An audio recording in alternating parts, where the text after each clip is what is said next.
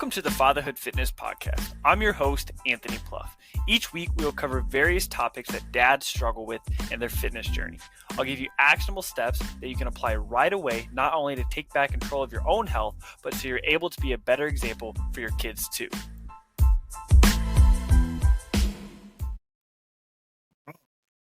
Welcome in to this week's episode of the podcast. I'm Anthony Pluff. This is the place where busy dads learn how to lose weight, build strength, and boost their energy and confidence so they can lead their family well. Today, we're tackling something that every dad runs into at some point. How to get your family on board with healthy eating without turning mealtime into a power struggle. If you've ever felt like you're fighting a losing battle at the dinner table, this episode is for you. Now, forcing healthy habits rarely works. Probably never, right? You don't win your family over with lectures, ultimatums, things like that. You win them over by making small changes that's actually going to fit into their life long term. And so your family doesn't need a nutrition lecture. I mean, you could try it, but it's probably not going to go very well. What they need to see is you making better choices. If your kids see you, grabbing fruit for a snack, drinking water, filling your plate with, protein and veggies, that's going to stick. Kids copy what they see far more than what they hear.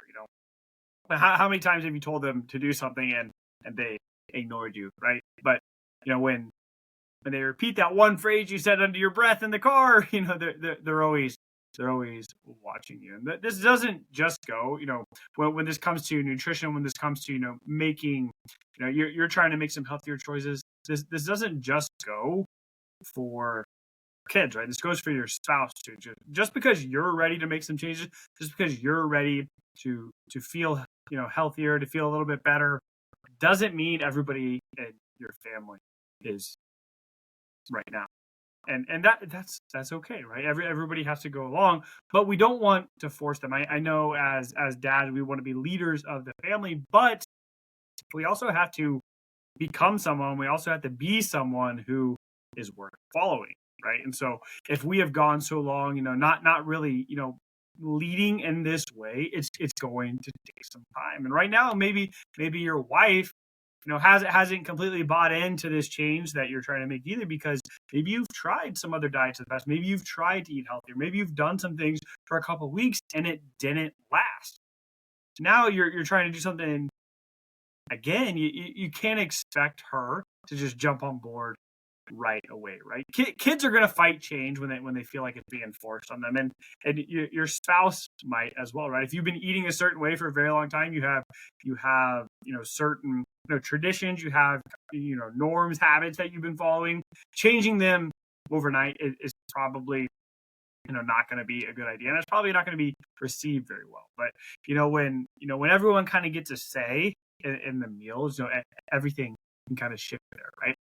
Take your kids to the grocery store, let them pick out a fruit or vegetable they want to try. We used to do this. We still do this with my kids. We love going. We go grocery shopping about every 2 weeks. We always bring the kids. Occasionally we'll do the grocery pickup, but we've really enjoyed going to Aldi.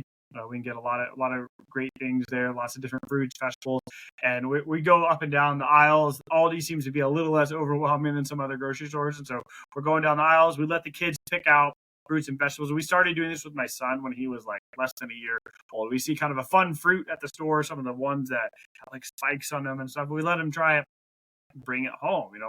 Let your kids help, prep meals. My wife has done a really great job at, letting the kids have a say in, the meal planning. So each week, every time we go to the grocery store, they get to choose one of the meals. Right? That could be like spaghetti and meatballs. That could be something, but they get a say in it. And this is what this has allowed our family to do is our kids are very willing to try things. Right? Our rule is always you can't say you don't like something until you've tried it. And so if our kids, we put something on the table they haven't had before, maybe maybe my daughter chose something from the grocery store and my son's never had it before he can say I don't like it, he has to try it.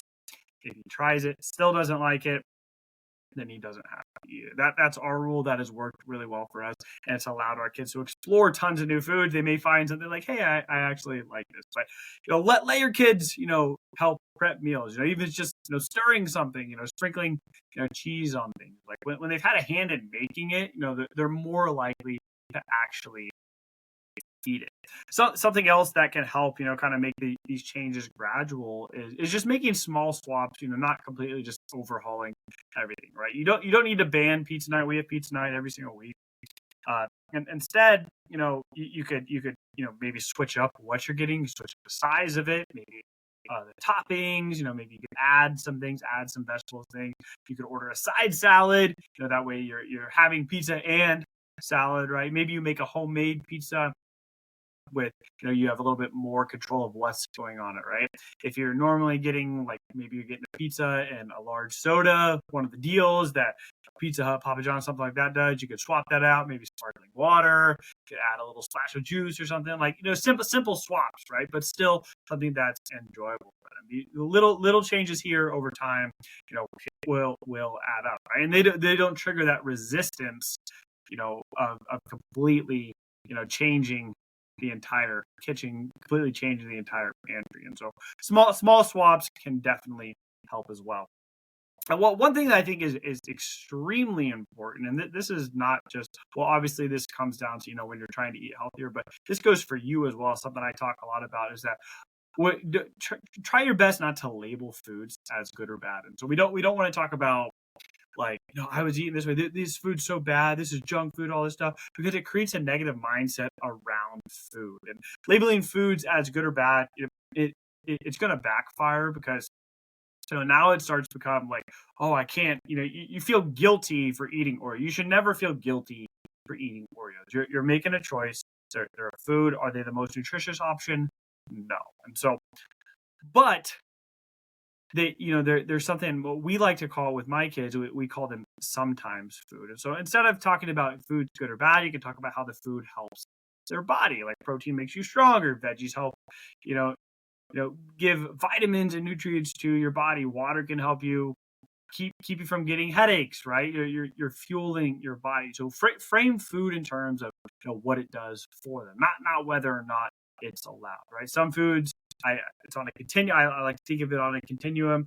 Some foods are more nutritious for you. Some foods are less nutritious for you. We want to fill the majority of our foods with more nutritious food. And so that's why my wife and I have adopted the term sometimes food. So my kids know when we have, certain snacks, desserts, and things like that, this is a sometimes food. We're not having it every single day. And with all of this, the most important thing is be patient. And be consistent. Changing family habits takes time, and especially when you first start, expect some pushback. If you've been eating the same way, maybe your kids are older, they've been eating the same way for 10, 15 years, it's going to take some time to make these changes, right? And on yourself, give yourself some grace too. You're trying to make changes, you're getting pushback, it's making it a lot harder. If you've been eating the same way for 30, 40, 50 years, it's probably going to take a little bit of time before you're able to fully make these changes to it and be confident in the changes that you're making. But if you stay consistent and you keep kind of the overall vibe positive, it will catch on. Your kids might roll their eyes at the beginning, but down the road they'll thank you for setting the foundation. And so the biggest takeaway is getting your family on board with healthy eating doesn't mean you have to force them into a new diet, especially you don't have to make these all at once. It simply means leading by example, giving them a voice, allowing them some decision, some ownership here, making some small swaps, keeping the language positive, right? Not talking good or bad, and then playing the long game. Because the consistency over all this, the long-term results is really what we're looking for here. So thank you so much for joining me on this week's episode. If it hit home with you, share this with another dad. Leave a comment. Please leave a review if you feel the show deserves it. And as always, if you're ready to take control of your health and lead your family well, and you're looking for some one-on-one support, you can find the link in the comments to book a game plan call. It'll be in the show notes. So thank you so much for joining today. We'll see you on the next episode. That concludes this episode of the Fatherhood Fitness Podcast. Thank you for those of you who took time out of your busy schedules to listen. If you have any questions or comments or an idea for a topic for a future episode, please feel free to reach out, and I'd love to hear from you.